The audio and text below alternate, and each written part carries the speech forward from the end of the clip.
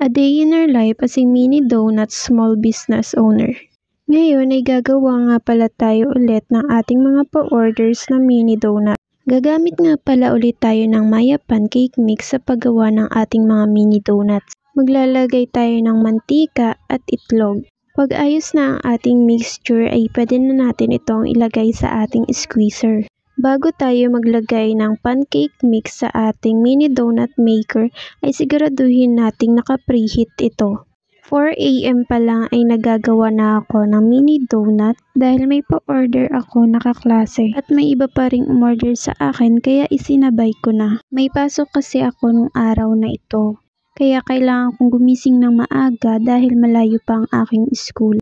Almost 1 hour ata ang biyahe namin papunta sa aking school. Yung mga excess nga pala sa gilid ng ating mini donuts ay inugupit lang namin para maganda tingnan na ang ating mini donut.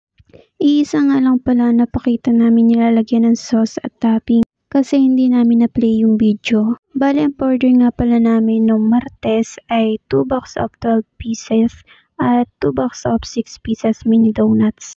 Ito namang sunod na video ay yung pa-order namin noong Miyerkules. Buti nga at wala akong pasok nito. Ito nga palang ginagawa kong ito ay mini donuts party tray. Ang aming mini donuts party tray nga pala ay 30 pieces ang laman. Yung mga labis nga pala sa ating mga mini donuts ay guntingin nyo lang para maging maganda ang kalalabasan ng ating mini donut. Ang ating party tray ay assorted, pero ang flavor lang namin ay 3. Ito ay ube, choco at white choco. Yung una nga pala ay choco sauce at may toppings ito na rainbow sprinkle.